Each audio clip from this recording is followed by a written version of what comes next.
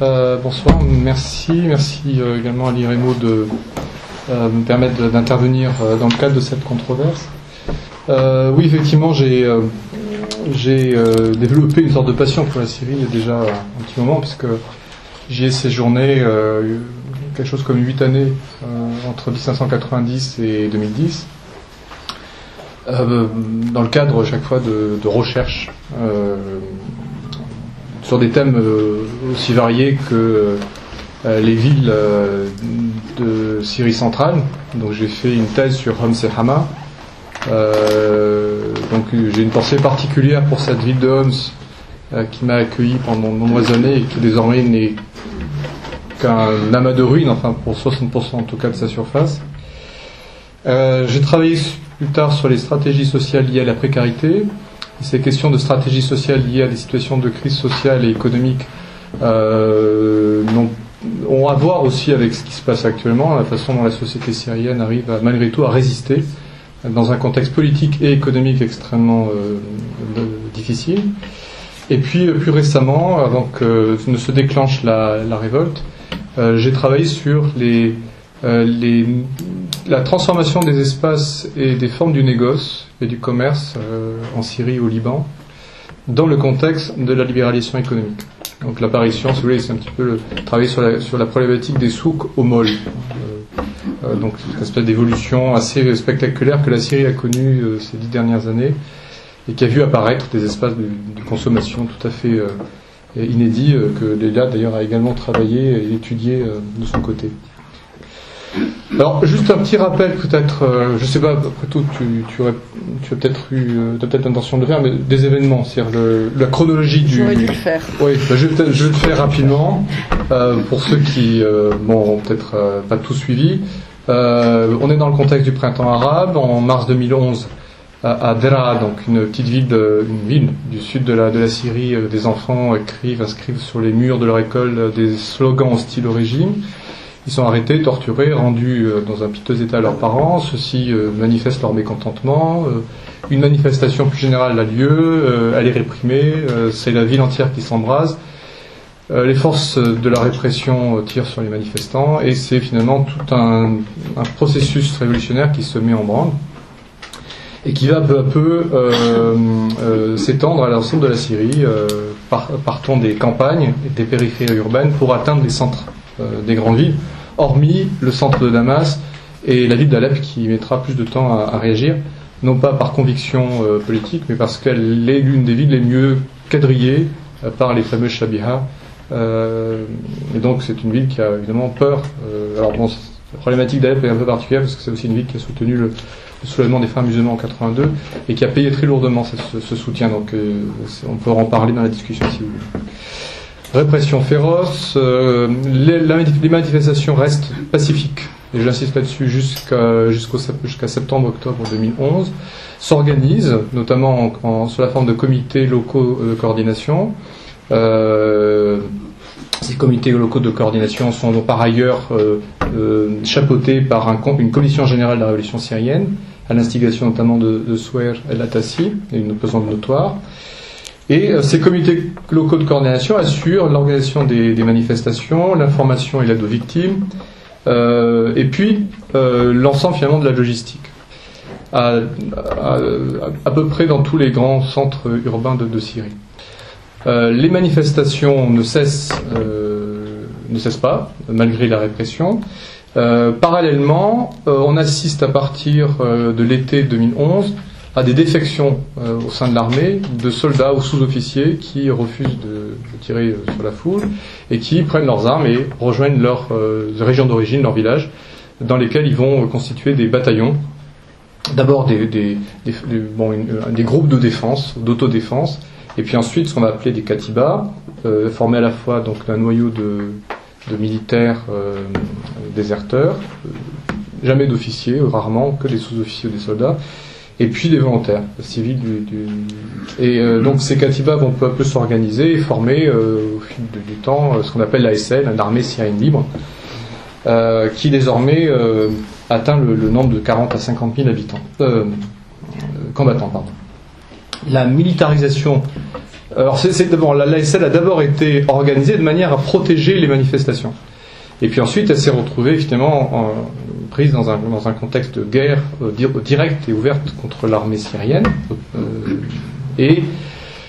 Cette militarisation de l'opposition, elle est sensible, elle est évidente à partir de l'automne 2011. Donc cette ASL s'organise et finit par désormais contrôler plus ou moins 30 à 40% du territoire syrien. L'armée syrienne reste puissante, mais ne peut occuper simultanément l'ensemble de son territoire, du territoire syrien, si bien qu'elle concentre désormais ses forces sur les quelques grandes villes où se déroulent les combats les plus violents, Damas, Homs, Alep, Deir ez-Zor, et elle se contente de bombarder les zones rurales ou les agglomérations de moindre importance qui sont désormais contrôlées par l'ASL. Voilà en gros la situation. On est dans une situation de guerre d'usure où les positions bougent assez peu et où le manque moyen évident de l'ASL ne permet pas de percée importante de cette armée syrienne libre. Le conflit aurait fait entre 30 et 50 000 morts. Alors 30 000 morts c'est le chiffre officiel, on est plutôt dans les 50 000 parce que beaucoup de victimes ne sont pas répertoriées. Voilà, merci. Essentiellement des civils, et on serait aux alentours de 1,5 million de déplacés, selon l'Observatoire des situations de déplacement interne, l'OSDI, plus 200 000 réfugiés en Turquie, répartis entre la Turquie, le Liban et la Jordanie, sans parler des pénuries, de la crise économique, des déplacements, de la destruction massive d'agglomérations, de la structure économique et industrielle du pays. Bref, une situation absolument humainement catastrophique. J'insiste sur le fait qu'il s'agit bien là, quoi qu'en disent certains, d'une crise qui se déploie d'abord et avant tout au niveau national. La révolution syrienne est une révolution nationale, populaire, qui s'inscrit dans des logiques nationales. Avec bien entendu des incidences régionales et internationales évidentes, qui ont une sorte d'effet de retour sur la situation sur le terrain, mais on est d'abord et avant tout dans le contexte d'une révolution nationale. Alors au-delà de cette chronologie et puis de ces considérations géostratégiques, ce qui me semble intéressant de détailler un petit peu rapidement, c'est d'une part ce que cette crise nous dit de la relation entre État et société, et puis d'autre part, ce qu'elle nous dit sur la façon dont la société syrienne se mobilise et se transforme. Si la question de l'avenir politique de la Syrie reste incertain, une partie de la réponse à cette question peut se trouver néanmoins dans ces interrogations. Alors, je voudrais donc rapidement vous replacer un petit peu le contexte politique de cette Syrie qui a fini par aboutir au drame que l'on connaît. Le rejet du régime syrien actuel est en partie le produit de deux contradictions qui me semblent importantes à souligner et qui ont entraîné une profonde rupture entre ce régime et la société. Première contradiction, alors que le Baas, le parti Baas arabe socialiste, qui prend le pouvoir en Syrie en 1963, ambitionnait de remplacer les formes d'appartenance traditionnelles comme les confréries, les tribus, les communautés ethniques et religieuses sur lesquelles fonctionnait la société syrienne depuis longtemps, par des corps intermédiaires comme les syndicats, les cellules du parti, des coopératives, des organisations professionnelles, des organisations de jeunesse. C'est l'inverse qui s'est produit. La conquête du pouvoir par Hafez el-Assad en 1970 et la mise en place d'un régime autoritaire vont renforcer, et non pas éliminer, les formes traditionnelles de solidarité qui fonctionnent alors comme autant de cadres protecteurs face à un État arbitraire. Cela n'empêchera bien sûr pas les Syriens de profiter et d'instrumentaliser autant que possible les institutions étatiques, réduites à la fonction de lieu de redistribution de ressources. Et ce renforcement des groupes d'appartenance se fera d'autant plus fortement que le régime syrien lui-même va se construire sur une logique confessionnelle, celle qui est donc mise en place par la communauté alaouite. Les efforts de Hafez el-Assad pour ouvrir à partir des années 1980, c'est une période importante, la communauté alaouite, donc c'est après Hama, hein, après 1782, après la crise et l'affrontement entre le régime et les frères musulmans. Donc Hafez al-Assad se rend compte que son régime ne tiendra pas si la communauté alaouite reste isolée dans le pays. Et donc il décide d'ouvrir cette communauté et de lui permettre de créer des alliances matrimoniales, économiques, d'intérêt, avec certains éléments de la société syrienne, notamment les grandes familles sunnites et chrétiennes. Le but, bien sûr, de cette opération, c'est en quelque sorte de fondre les alaouites dans l'ensemble national. Ces efforts vont provoquer la composition de clans composites, dont le noyau reste alaouite, avec au centre un parrain, un petit peu sur le modèle de la mafia, dont la puissance dépend de sa proximité avec le pouvoir, avec la famille régnante. Clans composites qui, par ailleurs, sont constitués également par tout un ensemble tout un réseau de clientèle recruté donc parmi les grandes familles chrétiennes et sunnites, qui vont constituer dans les premiers temps de la Révolution les principaux appuis du régime syrien. Donc ça, c'est la première contradiction. Donc cette idée finalement que le Baas, dans son idéologie, était censé supprimer toute forme d'appartenance traditionnelle et proposer la construction d'une citoyenneté moderne, et qu'en réalité c'est l'inverse qui s'est produit, et qu'a été mis en place pendant la période du Baas, en réalité un État confessionnel dominé par les Alaouites. Deuxième contradiction, alors que dans les années 1960 et encore dans les années 70, l'État syrien, en accord avec l'idéologie baassiste d'origine, soutient le monde rural, le monde ouvrier et la petite bourgeoisie rurale et urbaine, qui constituent à ce moment-là, jusqu'à la fin des années 70, ses principaux appuis et adhérents. À partir des années 80 et surtout à partir des années 90-2000, la Syrie entre dans une logique de réforme structurelle et d'ouverture économique qui va sanctionner les plus modestes, c'est-à-dire en fait une majorité de la population, et accentuer les inégalités sociales et régionales. À ce moment-là, le Baas se détourne de sa clientèle traditionnelle, paysans, ouvriers, artisans, etc., et va favoriser au contraire une nouvelle clientèle, celle que j'ai définie rapidement tout à l'heure, à savoir ce réseau de grandes familles sunnites et chrétiennes qui vont être les principales bénéficiaires de l'ouverture économique.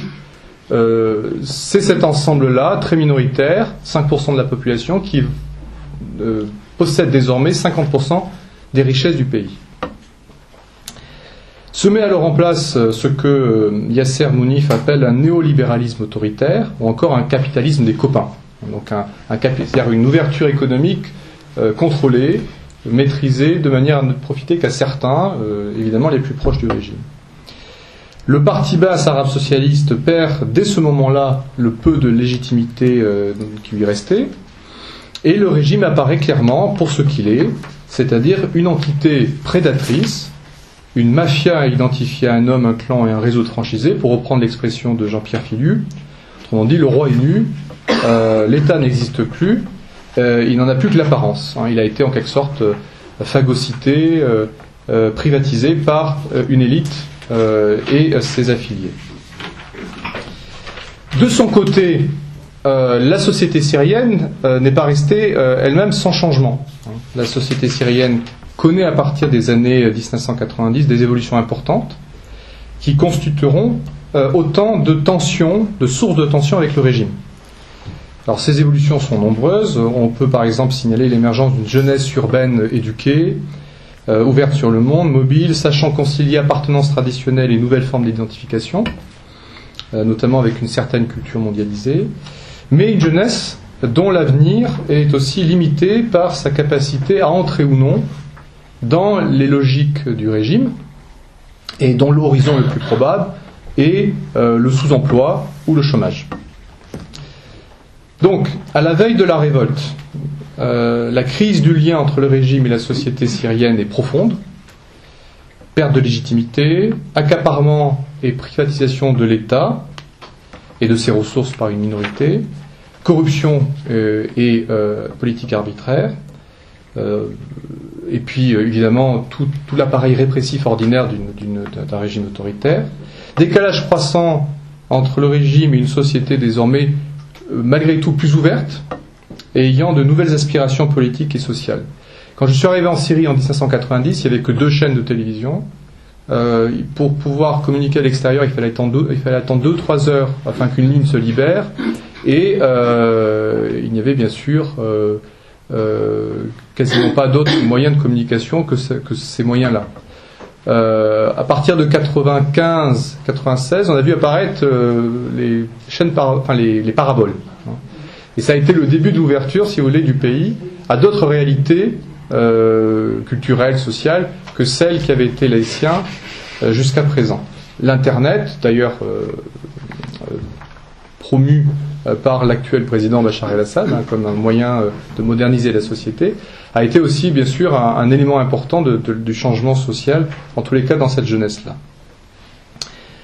La révolte éclate donc en mars 2011, et cette révolte va accélérer la décomposition de la légitimité du régime, et puis la transformation de la société. Alors actuellement, nous sommes en face de 2 forces inégales qui cherchent qui s'opposent et qui tentent de s'annihiler mutuellement. Une force produite par un régime qui ne cesse de se contracter au fil des défections sur un noyau dur, plus clanique et communautaire que jamais, et qui construit son action à la fois sur la destruction systématique et sans discernement des portions du territoire syrien qui lui échappent, qui est susceptible de lui échapper, et puis qui construit son action également sur le confessionnalisme de la crise. Il y a une tentative de confessionnalisation de la crise de la part du régime syrien, dans le but bien sûr d'émietter au maximum l'opposition. Alors ces actions ajoutées bien sûr à celles de l'armée syrienne, enlèvement, massacre, bombardement, et puis les initiatives qui a consisté par exemple à armer les Alaouites à Homs, donc ce projet d'armement des communautés minoritaires, tout cela produit bien sûr une fragmentation du territoire syrien, avec notamment la mise en place de barrages de sécurité qui quadrillent intensément certaines régions, pas toutes, la mise en place l'acceptation d'une zone kurde autonome, la région du nord-est de la Syrie, en Jaziré, est quasiment une région autonome kurde, contre la neutralité de cette communauté. Le traitement différencié des protestataires selon leur communauté d'origine. Il y a des chrétiens qui manifestent, il y a des ismaéliens qui manifestent, il y a des druzes qui manifestent, qui cachent et qui recueillent aussi des populations déplacées. Ceux-là ne sont beaucoup moins réprimés que les sunnites, par exemple. Donc on va différencier les formes finalement de répression en fonction de la communauté d'origine de ceux qui protestent. Il s'agit bien de fragmenter la société elle-même en opposant les minorités à la majorité sunnite, censée représenter un danger pour leur existence. Donc ça, c'est une première chose.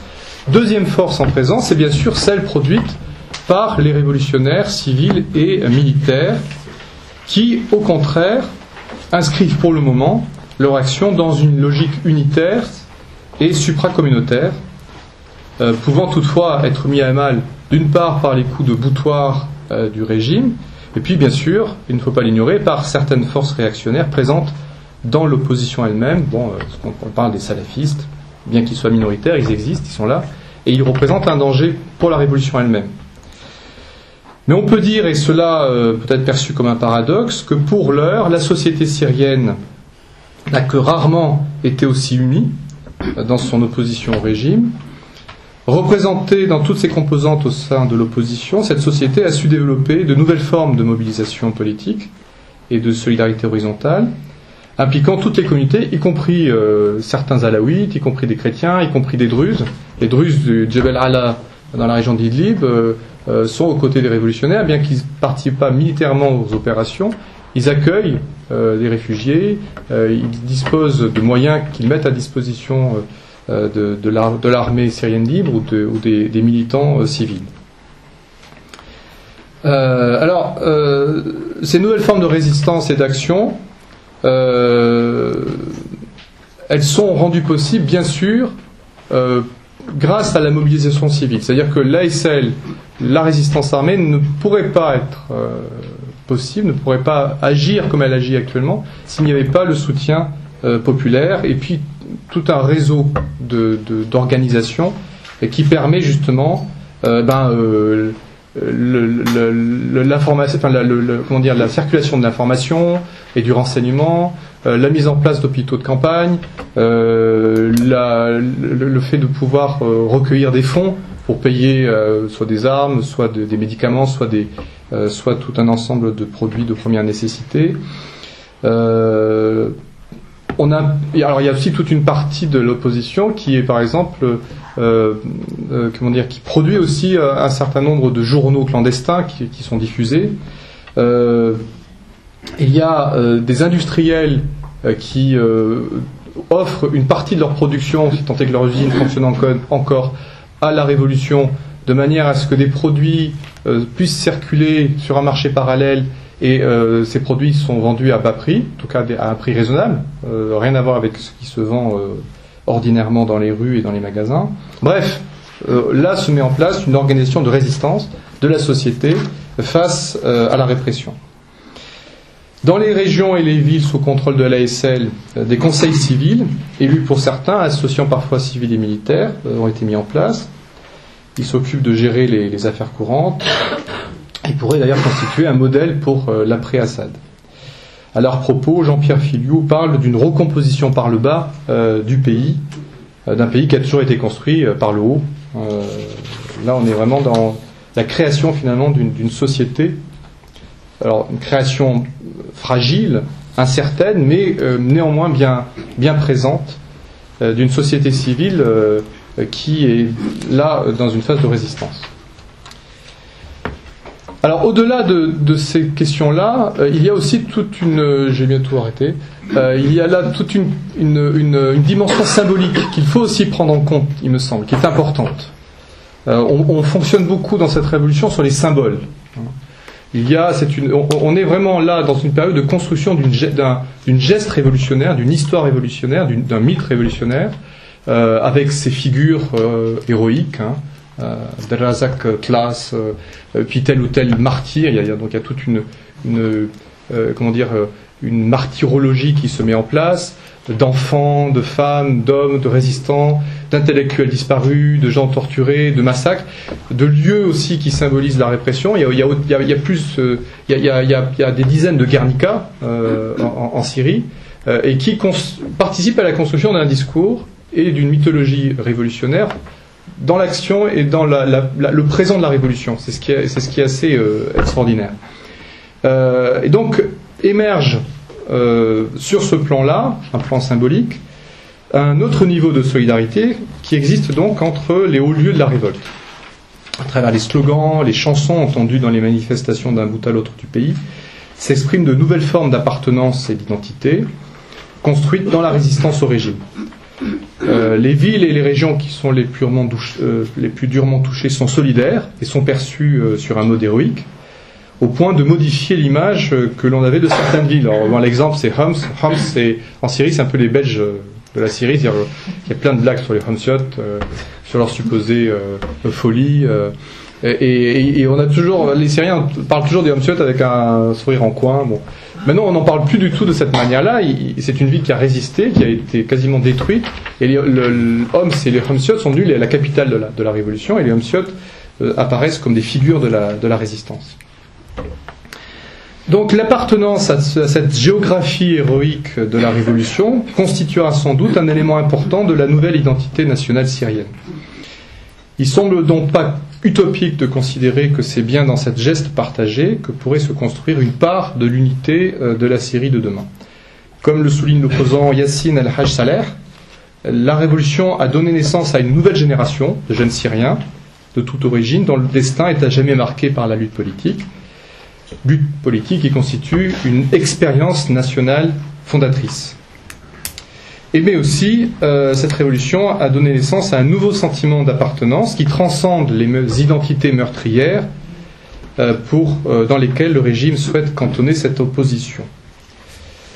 Pour conclure, Et pour répondre un peu à la question posée par la conférence, hein, par la soirée, quelle perspective politique? Difficile de répondre à cette question, bien entendu. Difficile de dire ce que l'avenir réserve à la Syrie. Disons que déjà, il est illusoire de penser que l'on peut négocier avec un tel régime. Comme le constate Gilbert Achcar, qui est professeur à la SOS de Londres, ces appareils centraux sont liés organiquement à la famille régnante et sont construits sur des bases confessionnelles. Il est impensable qu'ils abandonnent le pouvoir sans défaite sur le terrain. Donc le régime ne tombera que à la suite d'une défaite militaire. Au mieux, ils peuvent chercher à gagner du temps en jouant la négociation, mais rien à espérer. Il n'y a qu'à l'ONU qu'on espère pouvoir faire plier, obtenir des concessions d'un régime qui n'a jamais plié sur quoi que ce soit et depuis qu'il existe. L'opposition, quant à elle, résiste de façon remarquable, en dépit de la faiblesse de ses moyens et de la puissance de feu du régime. La mobilisation civile ne faiblit pas, malgré les brutalités du régime. Et l'ASL a réussi non seulement à résister, mais aussi à occuper des positions de plus en plus importantes dans le nord-ouest et le nord du pays. Le projet d'installation de son commandement général en territoire syrien est peut-être un signe de cette position favorable, pas catastrophique. Il est peu probable donc que l'on assiste dans ces conditions à un anéantissement de l'esprit de résistance de la société syrienne. Si cela devait arriver, ça serait à force de massacres et de destruction. Ou alors, le danger, bien sûr, c'est aussi un glissement vers une guerre confessionnelle. C'est-à-dire que le régime arrive à ses fins et produit finalement une guerre de tous contre tous. Le régime alors gagnerait peut-être un sursis, mais sans pouvoir pour autant retrouver sa position de force d'avant. Et on irait sans doute, si cet avenir-là arrivait, cette hypothèse sombre arrivait, on arriverait sans doute vers une fragmentation plus forte encore du territoire syrien et de la société syrienne. Il me semble, moi, mais bon, c'est toujours évidemment à l'heure où on parle qu'une hypothèse, que le régime est condamné, et cela de façon inéluctable, mais que cela va prendre très certainement, malheureusement, beaucoup de temps. Deux conditions, en tous les cas, doivent être remplies pour que cette chute soit un petit peu accélérée. C'est d'une part donner à l'opposition civile et militaire les moyens d'inverser le rapport de force sur le terrain, en aidant autant que possible les réseaux locaux d'entraide, et en permettant à l'ASL de résister plus efficacement, notamment contre l'aviation syrienne. Et puis il faut également que du côté de l'opposition se mette en place une charte démocratique excluant toute référence confessionnelle et rassurant l'ensemble des Syriens sur l'après-Assad, alaouites compris. Les alaouites doivent être bien sûr intégrés à ce projet. Alors des initiatives depuis plusieurs mois vont dans ce sens, même si on peut craindre, et c'est le danger que je souligne tout à l'heure, que la radicalisation de certains éléments combattants produise l'effet inverse. C'est-à-dire qu'il y a toujours ce risque, mais nous avons aussi, en tant qu'Occidentaux, une responsabilité dans cette évolution, parce que plus on tarde à aider, plus on renforce évidemment les positions de ceux qui vont vers ceux qui ont une position extrémiste. Voilà. J'ai été un peu long. Merci.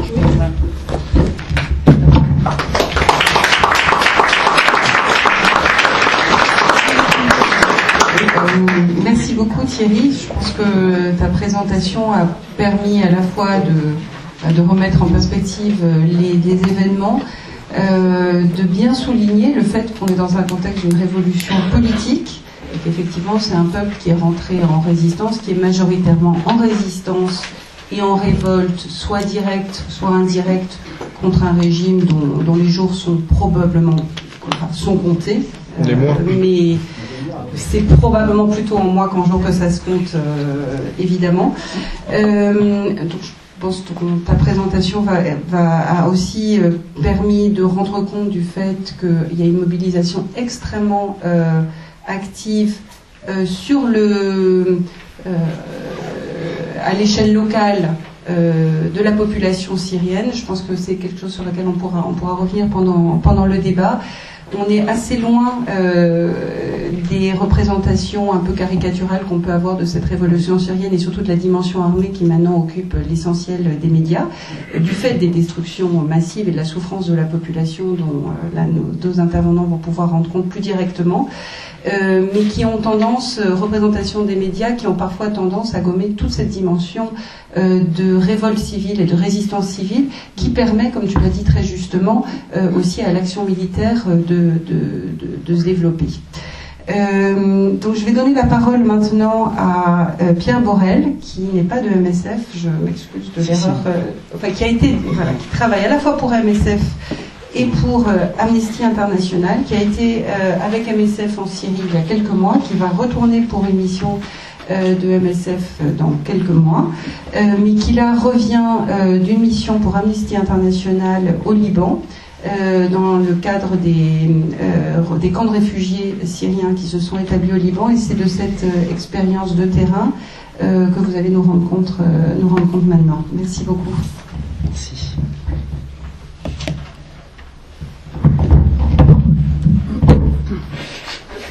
Bonjour à tous. Donc voilà, moi je vais vous... Est-ce que le micro marche ? Ça marche. Voilà, je vais vous faire une brève analyse en fait et un témoignage un petit peu de ce que j'ai vécu là pendant un mois au Liban. J'étais envoyé donc dans le cadre d'une recherche pour Amnesty International, donc qui est une association de défense des droits de l'homme. Et donc j'ai eu en fait, si vous voulez, plusieurs entretiens là-bas sur le terrain avec différentes ONG, les Nations Unies bien sûr, des activistes syriens, des ambassades aussi, notamment britanniques, américaines, et bien sûr de nombreux entretiens sur place avec des réfugiés syriens. Alors ces réfugiés, je les ai rencontrés un peu partout dans le pays, mais notamment à Tripoli, donc dans le nord, dans la région du Akkar, à Kobayat aussi, qui est proche de Wadi Khaled. Je suis allé aussi dans la Bekaa, notamment à Arsal, qui se trouve très proche de la frontière. Majdal el-Anjar, j'en parlerai plus tard. Et puis j'ai aussi eu l'occasion de rencontrer des réfugiés chrétiens à Zarlé et à Bar Elias, qui sont vraiment à l'entrée de la Bekaa. Et puis enfin, je parlerai un tout petit peu des chrétiens, et notamment des Palestiniens, parce que j'ai pu me rendre aussi dans le camp palestinien de Shatila, où là aussi il y a des réfugiés syriens, mais aussi palestiniens de Syrie. Mais j'y reviendrai un petit peu plus tard. Donc moi, ce que je vous propose, c'est de commencer par... alors j'ai une intervention rapide en 7 points. La première, des infos générales, plus sur les réfugiés syriens, leur situation au Liban. Après, j'expliquerai en quoi ce contexte au Liban, le contexte politique, est hypersensible. Ensuite, je parlerai rapidement des acteurs de l'aide humanitaire là-bas, des opérations et des défis auxquels ils sont confrontés. Et puis, donc, comme je l'ai dit un petit peu avant, je parlerai des chrétiens et des Palestiniens. Et puis, je terminerai par des propositions de pistes pour améliorer l'aide humanitaire au Liban. Et puis, enfin, pour terminer, un rapide petit point sur quand même la question des droits de l'homme et sur les enjeux et défis à venir. Alors, les réfugiés au Liban, j'ai pas le chiffre exact parce que ça remonte déjà, ça évolue de semaine en semaine. Ce qu'on peut dire, c'est qu'il augmente chaque semaine. Il y a 2-3 semaines, il était à peu près à 65 000, avec 17 000 cas en attente d'être enregistrés par l'UNHCR, qui est donc le Haut Commissariat aux réfugiés. Il faut savoir que quand on parle de ces chiffres-là, c'est très difficile d'avoir un chiffre exact parce que vous avez des réfugiés qui s'enregistrent aux Nations Unies et d'autres qui refusent de le faire. Mais j'y reviendrai un petit peu par la suite. Essentiellement, ces réfugiés viennent de Homs, de Idlib, de Damas, des banlieues, de Dara au sud. Et alors, on voit, j'aimerais évoquer avec vous 2 profils en fait de réfugiés. Le premier, c'est ceux qui sont dans une situation de précarité extrême. C'est-à-dire, c'est des gens, notamment des familles que j'ai rencontrées à Arsal, qui ont quitté Homs, El Qusair, il y a 2-3 mois, sous les bombes, donc qui ont dû partir, qui ont vu, si vous voulez, l'armée arriver dans leur ville, c'était à 4-5 heures du matin, ils entendent des tirs. C'est hop, le père de famille qui dit bon bah c'est parti, on y va, on prend tout, nos affaires, et hop, ils s'en vont le plus vite possible. Alors soit, selon les histoires, ils vont se réfugier chez leur oncle, leur tante qui habitent un quartier un petit peu plus excentré et plus protégé, soit ils partent directement, alors ils partent en voiture, ils partent avec aussi les Shebab, et puis Jaish al-Hur, l'armée libre syrienne, qui sont là, qui vont les aider après à se rendre à la frontière pour passer au Liban. Alors ça c'est, le premier profil. C'est des gens qui sont dans un état de dénuement, ils n'ont rien. Ils arrivent au Liban sans réelle économie, ils ont pris peut-être un peu d'argent avec eux, mais ils ont perdu leur maison, ils ont perdu l'emploi, ils ont perdu leur magasin de mobile, de téléphone, bref. C'est assez compliqué quand ils arrivent au Liban. Il y a un deuxième type de profil de réfugiés. Ceux-là, on en entend moins parler et ils sont moins visibles et pourtant ils vont poser problème aussi. C'est les gens qui avaient un revenu et qui ont décidé pour des raisons de sécurité, parce qu'ils se sentaient menacés, parce que on pouvait plus sortir de chez soi, parce que dès qu'on passait par la fenêtre, il y avait des snipers, de partir et de prendre leur famille avec eux et ils sont partis. Ces gens-là, ils avaient des revenus, donc ils avaient des économies, ils arrivent au Liban. Et alors, je vais vous raconter une petite anecdote. J'ai rencontré donc 3 sœurs d'une famille assez riche de Homs. Leur père est un grand businessman. La première fois que je les ai vues au Liban, elles étaient à Beyrouth. Elles logeaient dans un chouette hôtel à Hamra avec une suite à $2000 le mois. Et puis je les ai revues 3 mois ensuite. Elles avaient déménagé dans un petit appartement un petit peu plus loin, là beaucoup plus modeste. Le loyer était passé à $1000. Et là, quand je suis revenu en août, elles avaient déménagé là, dans la banlieue et dans un encore plus petit appartement. Et leur projet, c'était de trouver du travail, n'importe quoi, parce que y a une dégradation matérielle qui est évidente et qu'il faut quand même mentionner. Donc ces personnes-là, ce sont des réfugiés, mais pas au sens strict du terme, c'est-à-dire qu'elles ne se sont pas enregistrées aux Nations Unies et pourtant c'est des gens qui ont des problèmes financiers et qui sont aussi un peu prisonniers parce qu'ils sont au Liban, ils ne peuvent pas retourner en Syrie et donc ils sont un peu coincés au Liban. Il y a un abcès aussi psychologique que j'aimerais bien évoquer, c'est que la plupart des réfugiés à qui j'ai parlé, j'ai senti dans les entretiens qu'ils souffraient d'humiliation. C'est-à-dire que c'est des gens qui sont dignes et qui, quand ils arrivent au Liban et qui doivent quémander du pain, quémander de l'argent pour payer leur loyer, pour s'occuper de leur famille, c'est difficile pour eux. Et donc ça, en parlant aussi avec les associations sur place et les organisations, c'est important d'intégrer ça, cet abcès psychologique et cette souffrance de se sentir humilié, parce que quand on aide une famille, il y a une manière de faire, il y a une manière d'agir avec elle. Il ne faut pas, c'est pas des gens qui ont l'habitude de demander comme ça des choses. Ils sont fiers et ils sont dignes. Et donc dans la réponse humanitaire, c'est aussi une dimension à intégrer. Et puis enfin, le dernier point, c'est que les gens à qui j'ai parlé, tous, la plupart vraiment, à part quelques cas qui rêvent de voyager en Europe, mais c'est vraiment marginal, ont tous le désir fort de revenir en Syrie.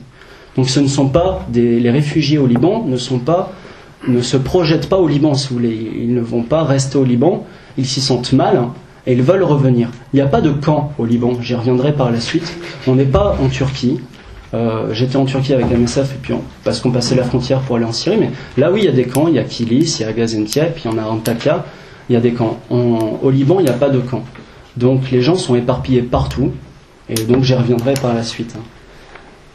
Le contexte politique sensible, c'est mon deuxième point. Faut savoir qu'au Liban, le gouvernement cherche à se dissocier de la crise politique syrienne.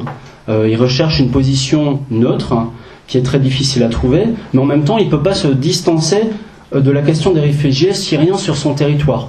De facto, c'est une réalité à laquelle il est confronté. L'aide humanitaire requiert bien sûr le soutien et une volonté politique du gouvernement. Et là apparaît une certaine ambivalence qui est due au clivage religieux et confessionnel propre au Liban. Faut savoir qu'au Liban, il n'y a pas non plus de réel cadre légal, juridique, ou administratifs qui permettent une bonne gestion des réfugiés. Le Liban n'a par exemple pas signé la Convention des réfugiés de 1951 et ne se considère pas comme un pays d'asile. Alors, brièvement, il y a deux tendances politiques au Liban qui divergent sur la crise syrienne et qui permettent un petit peu de comprendre comment la question des réfugiés elle est vécue sur le territoire. Il y a d'abord le bloc du 8 mars, connu avec notamment le Hezbollah, qui soutient quand même plus le régime syrien. Et puis il y a le bloc du 14 mars, on parle beaucoup du courant du futur, Al-Mustakbal, qui, elle, soutient l'opposition. La deuxième, pourquoi aussi c'est un contexte politique sensible. Alors non, pas pourquoi c'est sensible, mais simplement il y a aussi des problèmes sécuritaires. Brièvement, vous avez sûrement entendu parler des kidnappings, notamment avec la famille Mogdad qui a fait parler d'elle, etc. Donc, et puis il n'y a pas que. Donc ça, c'est un premier problème. Il y a le deuxième problème, c'est qu'il y a des tensions sur le territoire, notamment il y en a eu pas mal à Tripoli, notamment entre Jabal Morsen, donc un quartier alawite, et Tabaneh, un quartier sunnite, donc qui a fait un petit peu écho à ce qui se passe en Syrie. Et puis troisièmement, il y a quand même le problème de des frontières poreuses et dangereuses avec la Syrie, où il y a quand même des incursions de l'armée syrienne et beaucoup de problèmes de bombardement. Alors soit c'est vraiment à la frontière, soit un petit peu du côté syrien, mais parfois du côté libanais. Il y a eu récemment une incursion à Arsal et des bombardements d'habitations libanaises. Alors les acteurs de l'aide humanitaire au Liban, donc ils sont plusieurs, je vais vite les mentionner. Donc il y a d'abord les Nations Unies, on parle beaucoup du Haut Commissariat aux réfugiés, ils sont assez actifs dans le Nord, plus récemment dans la BK. Il faut mentionner aussi la DRC, Danish Refugee Council, le Norwegian Refugee Council, une association qui s'occupe beaucoup de l'éducation Save the Children, et puis bien sûr les ONG médicales, Médecins du Monde et MSF qui sont bien présents aussi. Il ne faut pas oublier les associations locales. Et alors là, je vais vous parler d'une coalition islamique qui est basée à Majd el-Anjar, qui s'appelle Dar al-Azhar. Il y a aussi le Lebanon Zakat Fund et puis Dar al-Fatwa, qui sont assez présentes et qui sont assez actives pour aider les familles des réfugiés dans les villages et dans les villes. Et puis enfin, j'aimerais bien mentionner le courant du futur. Parce que quand vous allez à Masnar, qui est le poste frontière entre la Liban et la Syrie, quand vous êtes du côté libanais, il y a une grande tente juste après le passage, et c'est une tente avec un portrait de Saad Hariri, et donc le courant du futur qui est là 24 heures sur 24, qui accueille les Syriens et les oriente vers des installations diverses ou vers des associations locales justement. Alors, le risque,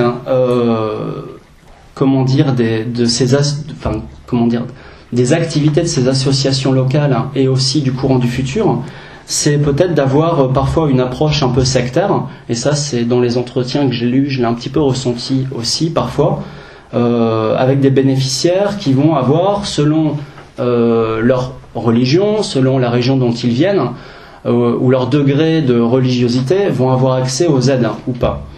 Et puis après, l'aide humanitaire, là c'est plus par rapport au courant du futur, c'est parfois aussi avec des motifs politiques par derrière. Alors, les défis auxquels sont confrontées ces organisations, déjà c'est l'accès aux réfugiés eux-mêmes. Comme je l'ai mentionné, on n'est pas en Jordanie, on n'est pas en Turquie, il n'y a pas de camp à proprement parler. Donc les Syriens sont éparpillés sur tout le territoire. Et puis, parfois, les conditions de sécurité ne rendent pas leur accès facile. Je pense notamment à la région du Nord, de Wadi Khaled. Il y a une petite région qui est considérée comme les Nations Unies comme la zone no-go zone, donc la zone rouge, qui s'appelle Khot el Petrol, où il y a à peu près 64 familles, donc c'est environ 300 personnes. Ça peut paraître marginal, mais bon, c'est quand même un endroit où les humanitaires ne peuvent même pas se rendre, parce que le staff va être mis en danger. Il y a des bombardements, il y a des tirs, la frontière est poreuse, donc tout ça complique l'intervention humanitaire. J'avais mentionné auparavant la situation à Tripoli, situation sécuritaire volatile, qui en fait impacte l'enregistrement des Syriens qui doivent se rendre au bureau central de Tripoli des Nations Unies pour se faire enregistrer. Et puis enfin, le gros problème, c'est l'hébergement. Vraiment, ça s'est revenu régulièrement lors de mes entretiens avec les associations. Ces familles sont logées au départ dans des familles d'accueil. Certains Syriens avaient de la famille dans le nord qui les ont accueillis, et puis peu à peu la capacité de ces familles d'accueil s'est érodée parce que tout simplement c'était complet. Pour vous donner une idée, à Wadi Khaled, il y a quand même à peu près 3500 réfugiés qui sont enregistrés, donc c'est quand même pas rien. Et puis après, ces familles se sont un peu éparpillées, ont commencé à aller vers Tripoli, ont loué des appartements, et puis après sont partis dans la Bekaa. Et donc, si vous voulez, quand moi j'arrivais par exemple pour rencontrer des Syriens, c'était assez difficile parce qu'il fallait demander est-ce qu'il y a des Syriens réfugiés ici, oui, où est-ce qu'ils sont dans ce quartier, tiens, 5 familles ici, un petit peu plus loin dans un bâtiment à tel étage il va y avoir 8 autres familles, donc c'est vraiment éparpillé partout, et donc pour y accéder c'est pas évident. L'hébergement, les solutions proposées, vite fait, alors il parle de collective shelters, donc ça c'est des écoles abandonnées ou des bâtiments privés qui sont loués par des associations réhabilitées pour pouvoir installer plusieurs familles. Ça commence à se faire. Il y a un projet aussi de shelter boxes, donc ça c'est des cabanes en bois qui font à peu près 23 mètres carrés, qui vont être installées un petit peu partout. Il y en a 160 de prévus, donc c'est un shelter par famille, donc finalement on parle que de 160 familles, donc par rapport aux 65 000 réfugiés qui sont enregistrés, plus les 17 000 qui sont en attente, et ça va continuer à augmenter, vous comprenez bien que les capacités d'hébergement sont hyper insuffisantes. Le dernier point, c'est l'enregistrement des réfugiés, et là j'aimerais noter 2 problèmes. Le premier, c'est un déplacement difficile et une peur d'être arrêté. Alors ça, c'est un problème auquel on est assez attentif, surtout je parle des organisations de défense des droits de l'homme. Si vous voulez, les Syriens qui sont rentrés de manière illégale au Liban, en passant la frontière, en fuyant, ils se retrouvent sans papier ou alors sans avoir pu renouveler leur demande de visa, et du coup sont arrêtés par les forces de sécurité libanaises. C'est à peu près 1 mois de détention. Là, on a parlé de, par exemple, 100 détenus il y a 2 semaines à la prison de Tripoli, des Syriens qui ont été arrêtés. Alors c'est tous des hommes, Les femmes se déplacent assez facilement, les enfants sont bien sûr pas arrêtés, mais c'est quand même un problème. C'est-à-dire que les gens qui sont à Wadi Khaled, qui sont entrés illégalement, qui doivent se rendre pour s'enregistrer à Tripoli, ne vont pas oser prendre la route parce qu'il y a des checkpoints, il y a des patrouilles mobiles de la police, et elles risquent, ces personnes, d'être arrêtées et d'être mises en détention. Donc ça empêche l'enregistrement des réfugiés, et ça empêche leur accès ensuite aux soins et aux différents services. Et puis enfin, le deuxième problème, c'est le délai d'attente. Aujourd'hui, on est à 4 mois, et donc ça veut dire concrètement que si vous êtes réfugié et que vous arrivez au Liban, vous désirez vous faire enregistrer, vous allez devoir attendre 4 mois pour être enregistré, donc ça veut dire pour avoir accès aux soins, et que la prise en charge immédiate de vos besoins, elle va devoir être faite par d'autres organisations. Et donc là, pour l'instant, les autres organisations que j'avais mentionnées avant, donc DRC, NRC, Danish Refugee Council et les autres, et les organisations médicales comme MSF ou MDM, vont servir un peu pour boucher ce fossé-là d'attente. Vite fait, sur les chrétiens, alors c'est très difficile de les trouver, parce qu'ils ont peur de parler, et on a du mal à les chiffrer. Pourquoi ? Parce qu'ils ne s'enregistrent pas aux Nations Unies, parce qu'ils ont peur. Peur de quoi ? Peur d'être considérés comme des traîtres par rapport au régime. Parce que la plupart, quand même soutiennent le régime, ont de la famille qui sont encore en Syrie, ou parfois même des membres qui sont carrément dans l'armée. Et donc, ils ne veulent pas être considérés comme des réfugiés, parce qu'ils pensent que si ils s'enregistrent aux Nations Unies, leur nom va être transmis.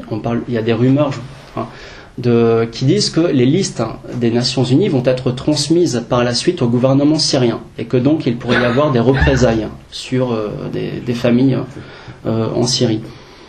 Alors ça, j'ai demandé moi au HCR qui m'ont dit clairement que non, ces listes ne sont pas transmises bien sûr au gouvernement syrien, mais qu'ils m'ont quand même confirmé que ces listes étaient transmises à un organe qui s'appelle le High Refugee Committee, qui dépend du cabinet du Premier ministre libanais. Et donc, bien sûr, ils se sont engagés à garder ces listes confidentielles. 3 points de suspension. Voilà. Alors, il y avait 2 projets, et ça vous donnera une idée un petit peu de la situation des chrétiens. Un projet grec-catholique de Zahle, à Saïdat el-Najah, qui hébergeait 336 familles à peu près, originaires toutes d'El-Qusayr, donc à qui on distribue de la nourriture, des kits d'hygiène, des choses comme ça. Bien sûr pas enregistré au HCR. Et qui en fait, alors dans les entretiens que j'ai pu mener, font état, témoignent de menaces qu'elles auraient subies de la part de l'armée libre syrienne ou de leur population même, un petit peu radicale, lors des conflits voilà, dans leur ville, qui les ont obligés à partir.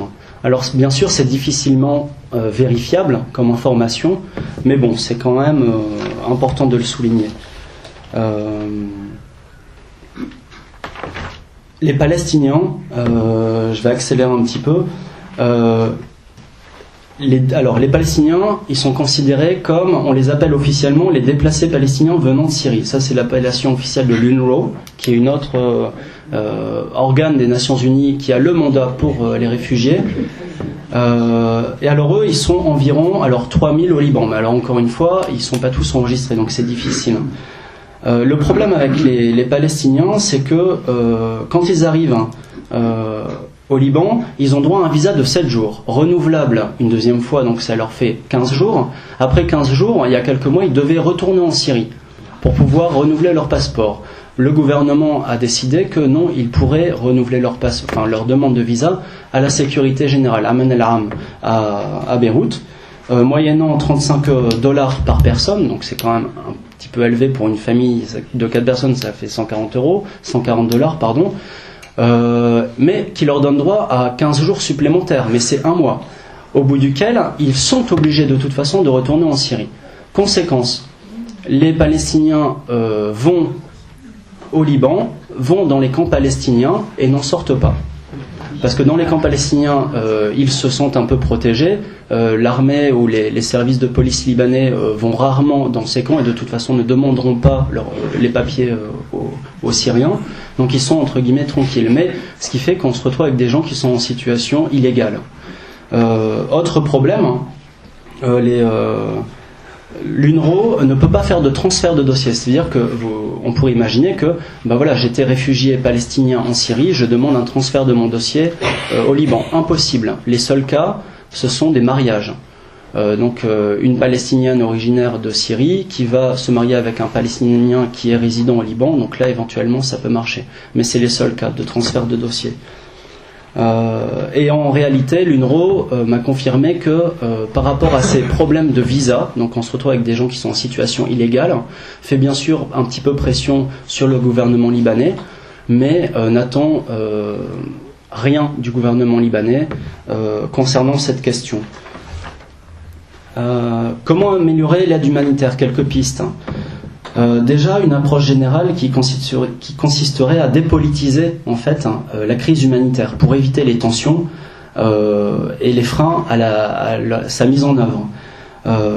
La deuxième chose, c'est faire pression aussi sur le gouvernement libanais pour améliorer le cadre légal de ces réfugiés, notamment leur faciliter les démarches de visa. Je parle des Syriens qui sont obligés de renouveler leur visa. Alors eux, ils peuvent rester 6 mois plus 6 mois, et puis après ils doivent renouveler. Et ils doivent payer $200 par personne pour les plus de 15 ans. Donc vous imaginez, pour une famille, on va dire 4-5 personnes de plus de 15 ans, ça représente quand même un sacré budget. Ce qui veut dire que, je sais pas, des gens arrivés il y a quelques mois, d'ici 4-5 mois, devront renouveler leur visa, payer cette somme qu'ils n'ont pas, et donc se retrouveront eux aussi illégaux en Syrie, au Liban, pardon. la dernière chose, c'est que... bon, ça, je vais passer. Non, c'était pour dire que sur place, il y a quand même une motivation réelle de toutes ces organisations, que ce soit les Nations Unies ou les associations qui sont sur le terrain. Il y a un bon esprit de collaboration, pas trop d'esprit de compétition. Ça peut paraître anodin, mais il faut le souligner quand même. C'est important. Et c'est vrai que je pense qu'il faudra améliorer la coordination avec les associations locales, parce qu'elles ont un rôle majeur à jouer avec l'accueil de ces populations. À condition, bien sûr, d'éviter les pièges de l'instrumentalisation politique ou d'une approche sectaire. Voilà. Pour vraiment terminer sur les droits de l'homme et puis les choses auxquelles Amnesty ou Human Rights Watch sont particulièrement vigilantes, c'est que nous, on est très vigilants pour qu'il n'y ait pas de refoulement à la frontière, c'est-à-dire des cas où même des Syriens qui auraient commis des délits ou des crimes ne soient pas reconduits à la frontière, parce que leur vie serait quand même menacée en Syrie. Donc il y a eu 14 cas, je crois que c'était il y a un mois, ou un mois et demi, je ne suis plus très sûr. Et donc là, les Nations Unies et d'autres ONG ont tapé du poing sur la table, et donc le gouvernement libanais a bien compris la leçon, et donc est très vigilant maintenant à ne plus réitérer ce genre d'opération. Et puis enfin, vraiment insister, mais ça je l'ai déjà dit, sur le cadre légal. Voilà. Alors enfin, de manière plus générale, sur les recommandations qu'on fait par rapport à l'opposition syrienne, parce qu'on parle beaucoup d'exactions, de violations aussi de droits de l'homme commises par certains groupes sur le terrain. C'est vrai qu'on demande à ces groupes de respecter le droit humanitaire international, de ne pas mettre en danger les civils, de ne pas commettre d'actes de torture ou de tuer des soldats capturés, ou de ne pas faire de prise d'otages. J'ai parlé, moi, avec un journaliste syrien, un grand opposant de longue date, qui m'a fait part de quelques points de réflexion que je voulais partager avec vous. Il me disait qu'il fallait faire très attention aussi, que c'était vrai qu'il fallait faire attention à la dimension morale de ce conflit. Il se radicalise malheureusement. C'est vrai qu'il faut rappeler l'opposition au principe du respect du droit international, mais qu'en même temps, il me disait comment demander aux gens de continuer à manifester pacifiquement alors qu'ils sont sous les bombes.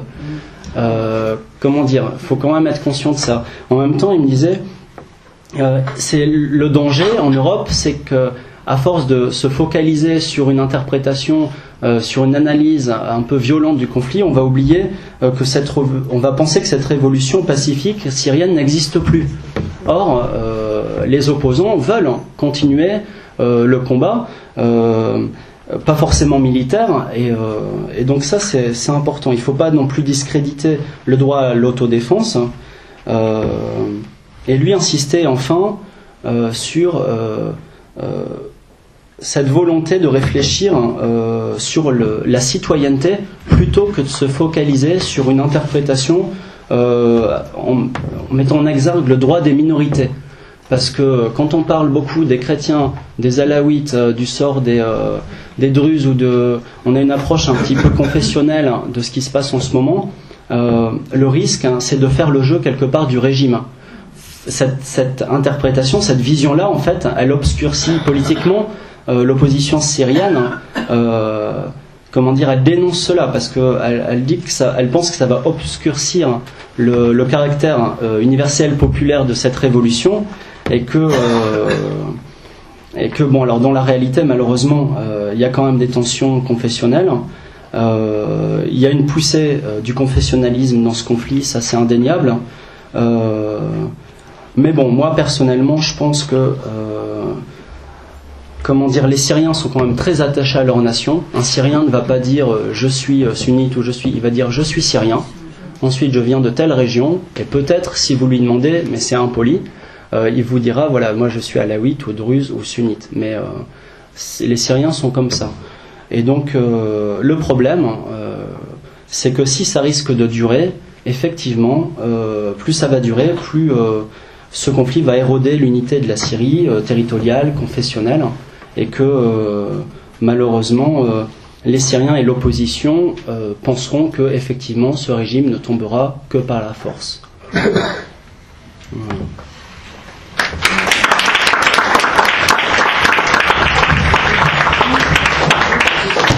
Merci beaucoup Pierre Borel.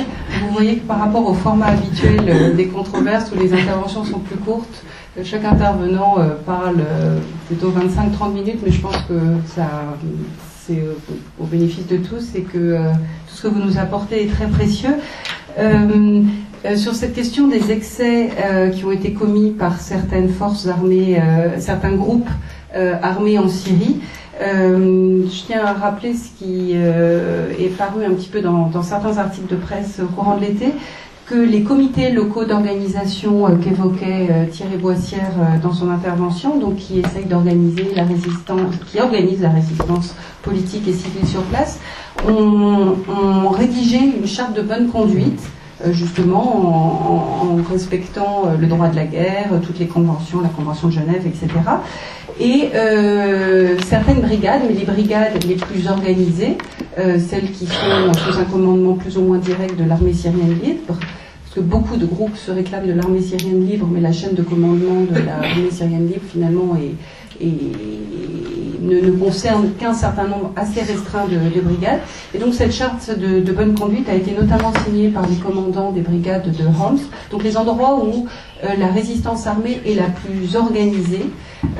Et donc on est dans ce processus d'intégration progressive des différentes brigades sous le parapluie unique de l'armée syrienne libre. C'est un processus en cours qui devrait aboutir, mais enfin bon, qui est en cours. On ne sait pas si cette fédération va complètement fonctionner, mais qui aura notamment comme résultat aussi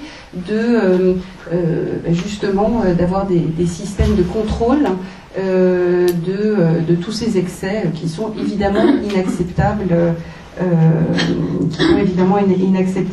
Cela dit, comme vous l'avez un peu mentionné, il ne faut pas perdre de vue le rapport de force. On a dit 50 000 hommes engagés du côté de la résistance armée face à 200 000 membres de l'armée officielle, des services de sécurité et des groupes de Chabihat du régime. Donc le rapport de force est évidemment tout à fait disproportionné. Le régime est vraiment dans une entreprise de répression et de destruction de son peuple, du peuple syrien, qui mène donc notamment une partie des Syriens à chercher refuge au Liban et en Syrie. Je vais passer maintenant la parole à André Junck, qui donc revient d'une mission de 2 mois et demi en Syrie du Nord pour Médecins sans frontières, qui va nous livrer son témoignage de ces régions desquelles l'information sort un peu, mais on a peu de témoignages directs. On vous écoute. Merci. D'abord, je n'ai pas préparé, donc je suis revenu hier matin, donc j'ai su que je venais ici il y a une demi-heure. Donc Médecins sans frontières intervient sur la Syrie. Vous avez dû l'entendre, je pense, il y a eu une communication il y a à peu près un mois de ça, 15 jours, 3 semaines, sur une structure trauma unit à l'intérieur de la Syrie, à quelques kilomètres de la frontière. Nous avons établi une base de support sur la Turquie et donc depuis à peu près 2 mois, Médecins sans frontières a pris en charge les blessés dans cette unité. Pour des raisons de sécurité, on n'a évidemment pas localisé la structure et donc on fait relayer des équipes internationales dans cette unité. Donc, ce travail n'a pas pu se faire tout seul. C'est des personnes expérimentées des MSF qui ont installé progressivement le matériel en collaboration avec des personnes syrienne, de la société civile et aussi de l'armée et donc des personnes influentes dans cette région. Le MSF donc aussi essaye d'analyser le contexte pour connaître le besoin et pour appliquer à ce besoin des solutions. Donc avant cette ouverture, il y a eu un travail d'approche qui a duré, je crois, entre 9 et 12 mois. C'était un travail assez long. Quand on s'intéresse à un nouveau contexte, il faut essayer un petit peu de localiser qui vont être les personnes référentes, qui vont être les interlocuteurs, et dans quelle mesure, dans un théâtre de guerre, on va pouvoir amener, produire une aide de qualité. Il s'avère qu'une ouverture s'est produite il y a 2 mois, fortuitement. Un de nos médecins, le docteur Khalid, a eu l'opportunité de rentrer en Syrie et de localiser un lieu qui allait être favorable donc à la prise en charge des patients syriens. Et c'est comme ça que s'est ouvert cette unité. La plupart du matériel que nous avons rentré donc en Syrie passe par la Turquie. La Turquie nous offre une plateforme limitée à l'approvisionnement des matériels nécessaires, des médicaments et des personnes. Aujourd'hui, officiellement, la frontière est fermée à toute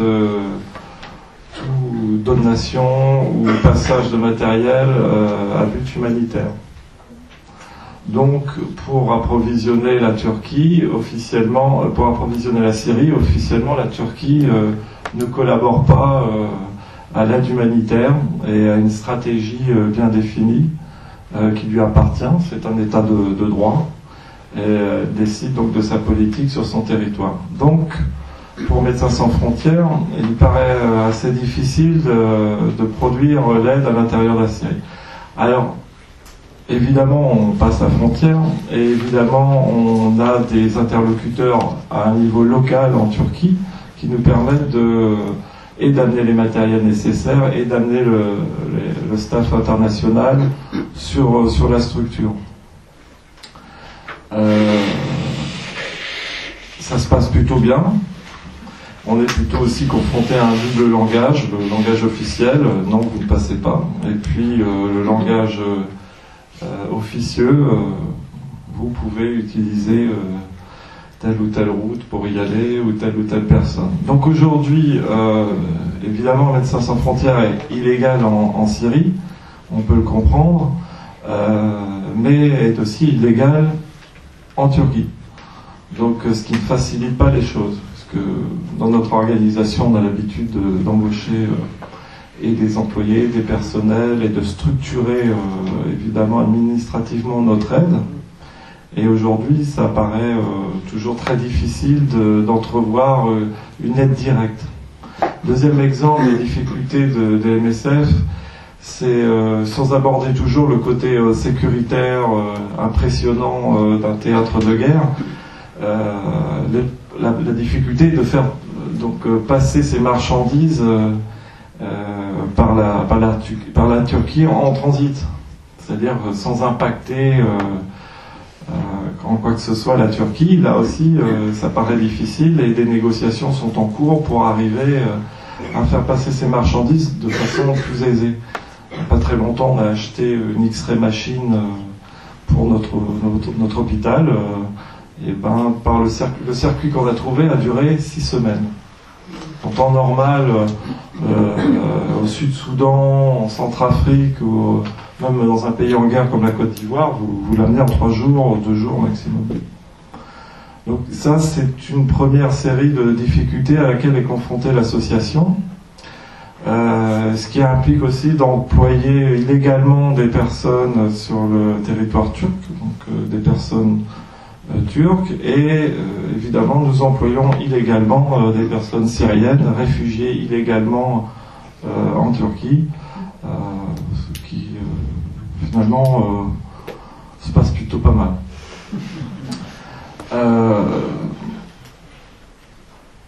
Petit à petit, nous avons établi des liens donc, avec des différents interlocuteurs sur la Syrie. Donc nous essayons de faire aussi des explorations pour essayer d'entrevoir les besoins, pour essayer de cibler et d'avoir un impact correct sur la population. Et dans ce cadre-là, nous rencontrons régulièrement et des responsables civils et des responsables militaires syriens. Alors, moi j'ai écouté les précédentes interventions et j'ai pas le regard global de mes prédécesseurs. Je dirais plutôt que je ressors d'un contexte beaucoup plus, je dirais macro, sur une région précise. Donc je n'aurai pas l'objectivité d'un regard plus global. Ce que j'ai noté, donc à part ces difficultés turques, c'est que localement, la Turquie déjà a limité l'accès des réfugiés sur son territoire. Le chiffre était, je crois, fixé à 100 000. Elle est avec une marge de 10 000, quelque chose comme ça. Donc les Syriens sont très bien pris en charge par le croissant rouge turc. Les structures, les camps, tout ça semble aller correctement, si on peut aller bien dans un camp après avoir quitté sa ville, ou son lieu de vie normal. Les camps sont équipés, il y a des jeux, des jeux pour les enfants, il y a un accès médical, semble-t-il, correct, même si on nous a appelés récemment pour des donations. Et déjà toute une vie s'est mise en œuvre. Pour les autres personnes à destination de la Turquie, aujourd'hui, ils commencent à être bloqués régulièrement à la frontière. Donc les personnes sont recherchées, les personnes sans passeport sont refoulées à la frontière et commencent petit à petit à s'agglutiner tout le long de la frontière turque. Les personnes qui ont des passeports peuvent rentrer ponctuellement en Syrie, en Turquie, acheter du matériel et retourner en Syrie. Donc on voit de plus en plus des voitures civiles, des camions syriens faire des achats dans les supermarchés des villes turques, remplir le camion, la voiture, ils ouvrent le coffre de la voiture, ils le remplissent de couches culottes pour bébé, et puis donc vous avez le capot élevé, et là ils rajoutent une autre couche sur la voiture, et ils repartent sur les postes frontières. Ça c'est un peu ce qu'on voit là tous les jours dehors quand on sort en Turquie, du côté d'Antakya, du côté de Kilis, un petit peu cette situation-là qu'on voit. À l'intérieur de la Syrie, alors à l'intérieur de la Syrie, évidemment, déjà en Turquie, pour donner une meilleure teinte, il m'est arrivé de rencontrer des familles turques qui ont eu pour voisins, puisque cette partie-là de la Turquie était, avant la colonisation française, une partie syrienne. Donc il y a beaucoup d'échanges avec ces familles, il y a beaucoup il y a un accueil local qui est très bien, qui est assez conséquent vis-à-vis des Syriens. Il y a des familles turques qui ont hébergé des Syriens. Il y a même des Syriens à un moment qui se sont dit la situation se calme de l'autre côté, je vais pouvoir retourner dans mon petit village, dans ma ville. Ils y sont retournés. J'ai le cas d'une personne avec un couple avec ses 3 enfants qui étaient retournés dans son village. Il y a eu un appel à la mosquée, et on leur a demandé de retourner, de fuir le village, parce qu'une attaque allait... et depuis ce temps-là, ils sont revenus. La maison qu'ils avaient réussi à louer à un moment donné en Turquie n'était plus libre. Et leurs voisins turcs les ont accueillis. Et voilà, il y a cette solidarité-là. Et puis, il y a le commerce de guerre, avec le profit, le doublement, voire le triplement des loyers. Et donc, le gouvernement turc, là, maintenant, a cessé, donc a fini, je crois, d'équiper certains camps, reçoivent encore quelques personnes qui étaient déjà enregistrées en Turquie, et littéralement ont stoppé et bloqué la frontière. On peut aussi le comprendre. Ça arrive dans énormément d'endroits. Une partie sûrement des Turcs ne veulent pas être plus que ça mêlés au conflit à leurs frontières. Je suppose. En ce qui concerne l'intérieur de la Syrie, plusieurs interlocuteurs. Alors moi, j'ai pas vu d'unité dans les interlocuteurs que j'ai pu rencontrer. Donc, dans ma charge technique et opérationnelle, je participe pas à toutes les discussions, c'est pas dans mon rôle direct en tant que logisticien. Cependant, dans toutes les coordinations MSF, on va rencontrer les responsables de tel ou tel bord, et là en particulier d'un seul bord, c'est-à-dire plus du côté rebelle. Et on active des discussions, des réflexions et des accords qui vont nous permettre de travailler. Et on pense toujours que l'aide est toujours bien accueillie. Elle l'est, mais elle est toujours le fait d'une négociation. Donc dans cette négociation, MSF doit découvrir petit à petit qui fait quoi et comment ça se passe, et après appliquer des solutions.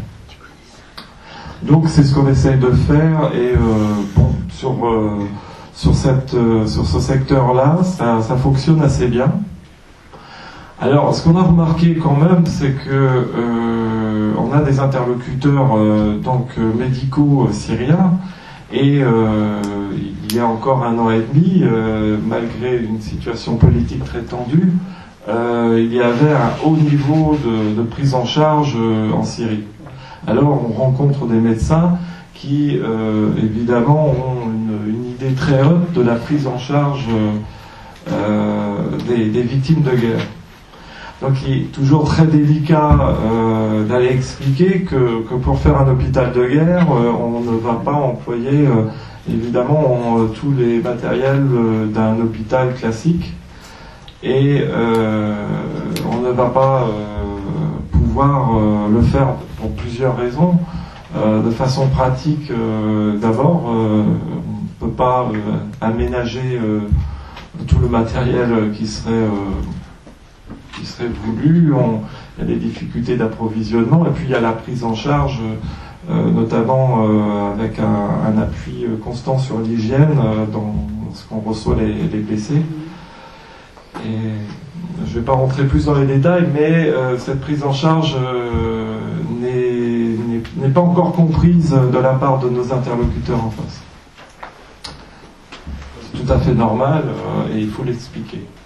Donc ça, c'est aussi un des travaux de MSF, faciliter la compréhension du travail d'MSF, expliquer ce que l'on veut faire et pourquoi on le fait comme ça. Et on rencontre quelquefois certaines difficultés puisque les gens ne le comprennent pas forcément. La deuxième chose, c'est la sécurité. Alors la sécurité dans le nord d'Alep est différente du premier point de travail de MSF. Et moi, j'ai pas vu une armée organisée. J'ai vu des gens qui ont 15 ans, 20 ans, 25 ans, qui étaient étudiants, lycéens, et qui portent des armes, qui n'ont pas de matériel, qui n'ont pas d'entraînement, et qui ont, je pense, une durée de vie assez courte dans ce genre de situation. Ce qui m'est rapporté régulièrement avec nos interlocuteurs, ce sont l'usage de matériel assez lourd et assez conséquent côté gouvernemental.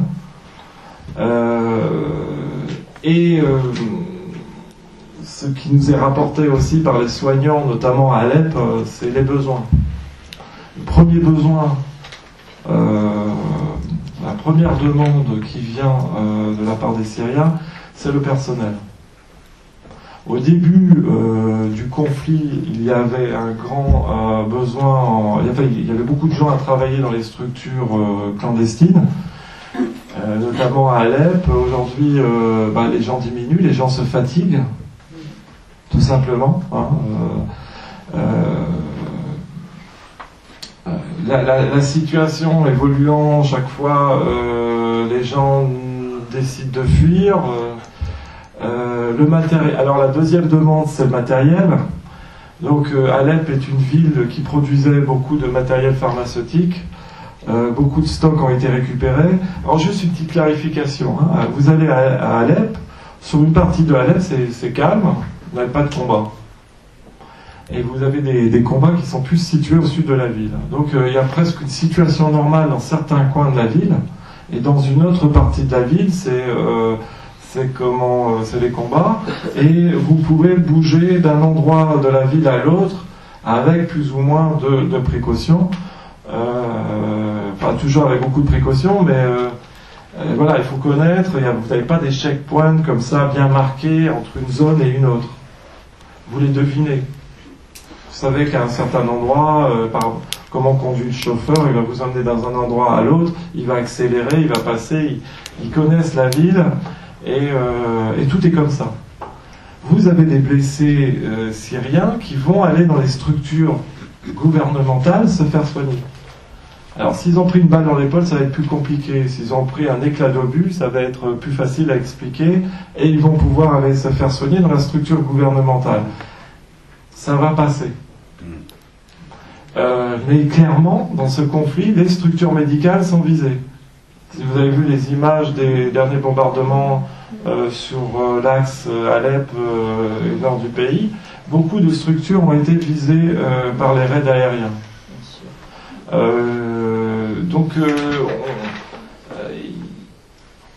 Médecins sans frontières a écrit une lettre au gouvernement syrien en disant nous nous installons sur votre territoire.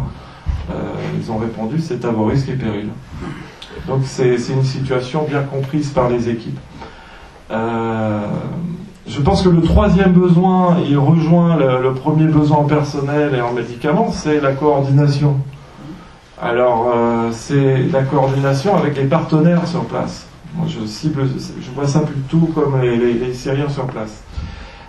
Les organisations médicales, l'Union des médecins syriens et les comités de coordination.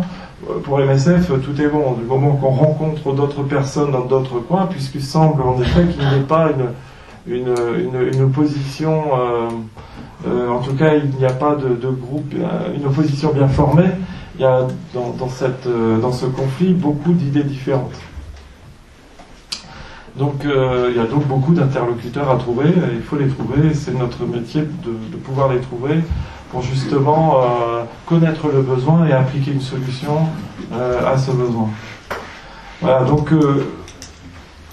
je vais conclure en disant que Médecins sans frontières a l'habitude de ce genre de situation. Mais dans un monde où il y a beaucoup, dans un monde humanitaire où on a beaucoup d'intervenants, on a beaucoup de pratiques, d'habitudes. La Syrie remet en cause beaucoup d'habitudes, même chez nous à MSF. C'est un terrain très compliqué qui use les équipes. Et donc c'est aussi pour nous une remise en cause d'autres façons de travailler, en tout cas l'approche politique du contexte. Et donc voilà, pour nous, c'est un travail encore à suivre, c'est encore très compliqué et ça ne baisse pas en intensité. Voilà ce que je peux dire, c'est pas sans préparation évidemment.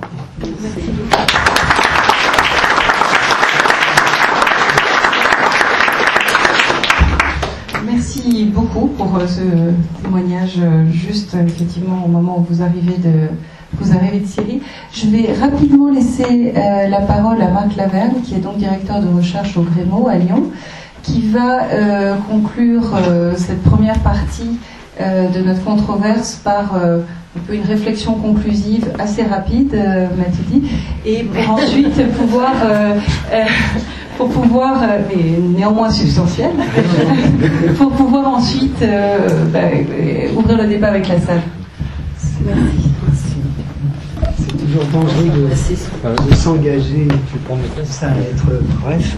Bon, tu as le droit, parce que je voulais d'abord commencer par des excuses et puis après pour mon retard bien sûr, et puis des remerciements aux différents intervenants que j'ai entendus. Malheureusement j'ai manqué la présentation de mon collègue et ami Thierry Boissière, mais je voudrais remercier André Jacques qui a accepté le jour de venir partager avec nous cette expérience qu'il a vécue en Syrie. Pierre Borel, qui lui aussi est très occupé en ce moment et qui a accepté de venir de loin pour parler ici ce soir. Alors je peux témoigner de ce qu'ils ont présenté, l'un et l'autre, c'est-à-dire en particulier l'expérience d'André Jacques sur l'installation d'une structure hospitalière en territoire syrien, puisque je suis passé à la mission où Pierre Borel était à l'époque de l'ouverture de cet hôpital. Donc c'est vraiment une détermination, je trouve, et une capacité de s'adapter au terrain tout à fait remarquable, je trouve, dans c'est une structure humanitaire comme Médecins sans frontières, vous l'avez bien compris, ce sont des choses extrêmement difficiles et vraiment ce qu'a dit André Jacques pour conclure, c'est-à-dire que pour MSF même, qui a tout vécu, tout connu, cette situation est sans précédent. Sans précédent par son ampleur, sa gravité, l'absence de règles, vous voyez, une sorte d'affrontement sans limite et sans règles du jeu. Alors je crois que ça m'amène à ce que je voulais dire assez rapidement, puisqu'on avait intitulé cette soirée Perspectives politiques. Eh bien, ce qu'on a grâce à nos collègues humanitaires ou Amnesty International maintenant, ce qu'on a pu saisir de cette réalité vécue par les Syriens, ce qu'on a pu comprendre aussi de la relation de la Syrie avec les pays voisins, amène à mon avis à se poser des questions sur l'avenir. Alors la première question, c'est le traumatisme vécu par le peuple syrien.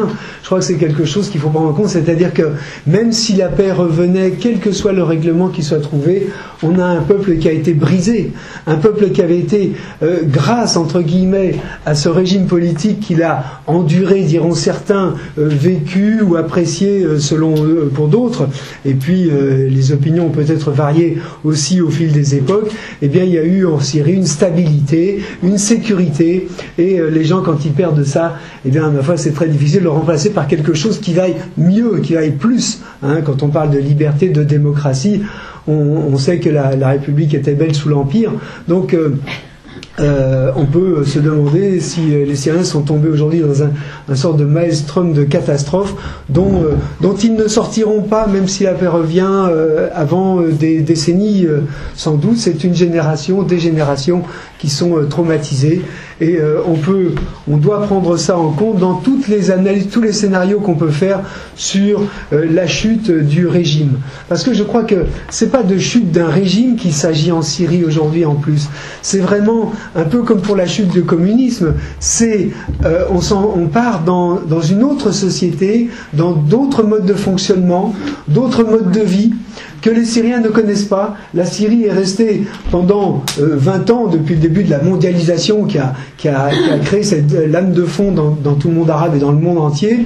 Eh bien, ils sont restés à l'écart avec une sorte de protection qui s'est effilochée, bien sûr, puisque ce que j'ai connu, moi, quand j'étais étudiant, il y a 40 ans maintenant que je suis allé en Syrie Et donc j'ai connu une époque où c'était le même régime, c'était le papa et non pas le fils. Certains s'en souviennent ici, de ces années, début des années 70. Eh bien, il y avait une légitimité à ce régime, il y avait une sorte de non pas peut-être d'harmonie, mais en tout cas d'intégration sociale qui faisait qu'on avait, par rapport au Liban qui n'était pas encore entré dans sa guerre civile, une société qui vivait tournée vers l'avenir, une sorte de socialisme, de naissance d'une classe ouvrière, d'une paysannerie qui était dans la réforme agraire, et puis d'une bourgeoisie d'État, un système très centralisé, sécurisant finalement, et qui apportait un mieux-être aux Syriens. Et je crois que pour anticiper l'avenir de la Syrie, il faut se rappeler d'où on vient, et c'est la seule façon pour les Syriens aussi, sans doute, de reconstruire un avenir. Alors aujourd'hui, on peut effectivement tisser des scénarios, et puis il y a toutes sortes d'acteurs qui sont à l'œuvre autour de ce conflit syrien, parce que c'est pas un conflit entre les Syriens. Aujourd'hui encore, ou hier ou dimanche, on a eu ces interventions de M. Lardar Brahimi, de M. Ban Ki-moon, qui baissent les bras, qui disent qu'ils n'ont absolument aucune solution, et que la société des nations est bloquée finalement. Et ça, c'est aussi quelque chose qui est sans précédent, puisque même pour la guerre de Corée, on a réussi à trouver, je veux dire, finalement à passer et à débloquer une solution, une situation. Là, non. C'est quelque chose d'assez dramatique que l'affrontement au niveau mondial d'intérêts supérieurs à ce que représente la Syrie, bien entendu, conduisent à ce qu'on n'a pas de débouchés possibles pour l'instant. Donc il y a des cercles de réflexion, il y a un plan en 6 points présenté par M. Annan. Mais M. Annan, déjà, il n'a pas résolu le conflit rwandais, il n'a pas sauvé une vie au Rwanda, il n'a pas sauvé une vie au Darfour non plus. Donc on l'a eu à l'œuvre en 1994, en 2004. Sans vouloir lui jeter la bière, je trouve qu'on lui fait beaucoup de crédit en l'engageant dans des conflits aussi insolubles que celui-là, et en espérant que quelque chose pourra en sortir. Alors ce qui va en sortir aussi, c'est que la Syrie est brisée comme puissance régionale, et ça pour toujours. Elle a joué un rôle qui était à la fois un rôle de capacité de nuisance, certainement. C'est comme ça que les Libanais l'ont vécu, et sans doute beaucoup d'autres, à l'échelle mondiale, je dirais presque, en abritant des terroristes qu'on connaît bien. Ouais. Mais en même temps, il ne faut pas oublier que la Syrie a joué un rôle de stabilisateur régional, et que ça risque de manquer. Et là aussi, peut-être qu'on va s'apercevoir que finalement, le joug était évidemment très lourd pour les Libanais, et que peut-être aujourd'hui ce qui arrive à la Syrie pourrait permettre au Liban de retrouver un rôle un peu à l'échelle régionale, en tout cas Beyrouth. On va parler du Liban en tant qu'État. Mais voilà, sur ce plan-là aussi, on a cette Syrie qui va, disons, peut-être non pas se désagréger, mais je pense que le pouvoir central ne sera jamais aussi fort qu'il l'a été durant ces 40 ans. Et là aussi, il y a du bon et du mauvais. Et évidemment, c'est bien pour les Kurdes, c'est bien pour toutes ces communautés qui... je parle en particulier des Kurdes parce que eux ne sont pas arabes. Ils sont, on le sait, sunnites, donc c'est pas un problème confessionnel, mais après de reconnaissance de leur identité, comme dans tous les pays où ils se trouvent. Et c'est la République arabe syrienne. Et encore aujourd'hui, d'ailleurs, on le voit pour certains des protagonistes à ce conflit dans l'opposition, c'est toujours la République arabe syrienne. Or, les Kurdes, par exemple, ont leur propre vision de l'avenir de la Syrie. Ils se sentent sans doute syriens. La nation syrienne existe, elle a été construite. C'est une identité dont il faudrait se poser la question de savoir sur quoi elle repose, si elle ne repose plus sur un régime politique. Mais la Syrie, en tant que Bilad el-Sham, en tant que cette région du Proche-Orient qui est l'intérieur derrière les États du Levant sur la côte, et avant de déboucher sur la péninsule arabique ou sur la Mésopotamie, il y a quelque chose qui s'appelle la Syrie, qui n'a jamais existé politiquement avant que ce soit créé à la suite de la Première Guerre mondiale, mais qui a pris corps, même s'il y avait quelque chose d'artificiel à avoir 2 capitales, Alep, Damas, qui étaient 2 vilayettes, mais l'identité syrienne, avec toutes ses composantes communautaires, c'est quelque chose qui certainement va s'en recomposer, mais ce sont des gens qui vivent ensemble depuis des siècles, voire des millénaires, dans toutes ces configurations-là. Alors, je pense qu'il va y avoir une remontée, comme dans toutes les révolutions arabes d'ailleurs, des identités locales, des identités régionales, dans un cadre, j'espère, étatique qui va subsister, mais qui sera beaucoup plus décentralisé. Alors ça, c'est aussi peut-être la matrice de la démocratie, d'un vivre ensemble qui soit non pas imposé d'en haut par des pouvoirs militaires ou par des partis politiques, mais par la population elle-même qui a besoin de coexister avec ses voisins. Moi, quand on était dans la Hatay et qu'il y avait cette mission qui s'installait avec l'hôpital de l'autre côté de la frontière, ce qui était surprenant, c'est que les voisins kurdes étaient totalement ignorés des gens chez qui on s'installait, qui sont eux arabes, et qui étaient incapables de dire qui faisait quoi, au-delà des blocs de pierre qui étaient mis en travers de la route, finalement. Donc il y a vraiment aujourd'hui on le voit dans cette armée, effectivement, ça a été rappelé par Léla, cette armée syrienne de libération qui est très composite, tout le monde le voit bien, il y a des groupes qui se forment sur place, qui prennent les armes pour défendre leur foyer, leur village, leur quartier. Mais on sent bien que cette révolution syrienne pose beaucoup de questions parce qu'elle a mis du temps à démarrer. C'est la dernière en date, on peut dire, et on a l'impression que les étincelles ne prenaient pas. Ça n'a pas été un embrasement général. Les grandes villes sont restées en dehors du conflit pendant très longtemps. Les choses ont démarré dans des villes tout à fait improbables comme Deraa ou comme Idlib, dont on a beaucoup parlé. Et puis après, à Deir ez-Zor, et puis à gauche à droite, il y a eu des manifestations. Et on le voit encore aujourd'hui à Alep, ça vient d'être rappelé par André.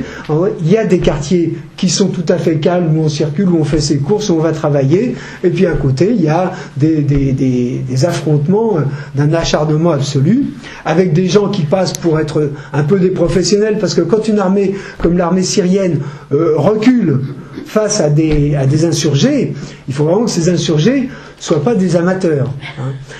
Donc ça pose des questions. Le gouvernement syrien dit qu'il y a 5000 étrangers qui se battent dans le pays. C'est à lui de le démontrer, je dirais.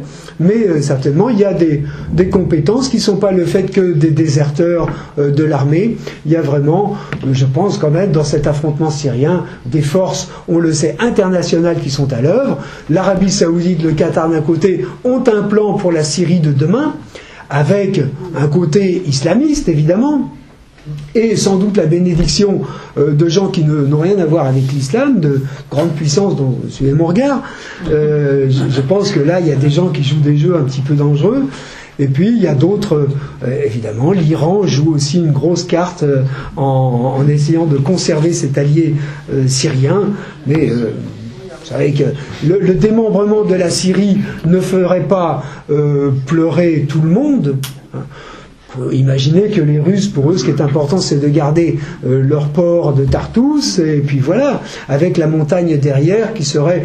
On reviendrait à cet état des Alaouites que les Français avaient fait, et qui conviendrait peut-être très bien aux Israéliens, dans la mesure où ça donnerait un deuxième exemple dans la région d'état confessionnel ou communautaire. Et puis, enfin, je ne veux pas faire de scénario de café du commerce, mais aujourd'hui, on voit que personne n'est en mesure de dire ce que sera la Syrie de demain, sinon en creux. Ça ne sera plus la Syrie d'hier. Et ça amène à une recomposition, effectivement, quand M. Ban Ki-moon dit que c'est un conflit aux implications mondiales, ça va amener à des recompositions, évidemment, dans la région. Il y a certainement là la volonté de créer un bastion sunnite de la part des Saoudiens et des Qatariens par rapport à l'Irak qui bascule un peu du côté chiite. Enfin, on peut imaginer qu'on essaie de consolider comme ça avec la Jordanie, cette partie de la région sous cette bannière du chiisme. Donc, démembrement, pourquoi pas? Démembrement, je pense que les formules institutionnelles qu'on connaît aujourd'hui, à l'échelle mondiale, sont remises en cause souvent, et qu'il y a de nouvelles formules qui apparaissent, qui peuvent être des associations, des fédérations, on voit que les démembrements, comme ce qui a été fait en Yougoslavie, je dirais avec les accords de Dayton, ne seront pas répliqués automatiquement partout, qu'il peut y avoir des formules précaires mais durables, comme c'est le cas en Irak aujourd'hui, ou bien des formules qui se cherchent encore, comme au Soudan, entre le nord et le sud. Et puis on voit qu'au Mali, on peut aussi commencer à démembrer des grands États sans que ça empêche les gens de vivre. Donc il y a une Syrie qui existera, quelles que soient les formules qui seront trouvées demain. Ce que il faut espérer évidemment, c'est que ça ne soit pas une Syrie monocolore, où il n'y ait qu'une seule confession, communauté qui domine et qui élimine toutes les autres, parce que tout le monde serait très perdant. Mais derrière ça, je crois que l'essentiel, c'est de voir qu'il y a recomposition sociale aussi. C'est-à-dire qu'aujourd'hui, ça n'est pas l'armée qui va sauver la mise, évidemment. Ça n'est pas la sécurité. Donc parfois, il y a des pays, comme en Égypte, où on pouvait se dire « Ah, ben, c'est l'armée qui va reprendre les choses en main », ou bien ça va être le parti des frères musulmans. En Syrie, ce parti était inexistant parce qu'il avait été tellement réprimé qu'il n'existait plus sur place. Donc on n'a pas ces recours-là, finalement. On va construire sur vraiment, de façon tout à fait concrète, un champ de ruines. Ça ne peut pas être non plus la grande bourgeoisie marchande qui historiquement a constitué ce qui faisait vivre la Syrie, c'est-à-dire cette bourgeoisie d'Alep et de Damas, qui aujourd'hui essaye de créer des modèles de démocratie libérale, comme elle a essayé de le faire dans les forums du printemps de Damas en l'an 2000, et puis tout ça avait fait flop. Mais aujourd'hui, ça n'est pas elle qui est à la tête du combat, même si elle est parfois à l'étranger. Sur place, c'est pas elle qui se bat, et c'est pas elle non plus qui a les clés de l'avenir. Donc voilà, d'où va renaître la Syrie, c'est toute la question. Quelle est la structure sociale, quelle est la couche de la société qui va réussir à reconstituer une Syrie? C'est la question à laquelle je n'ai pas de réponse.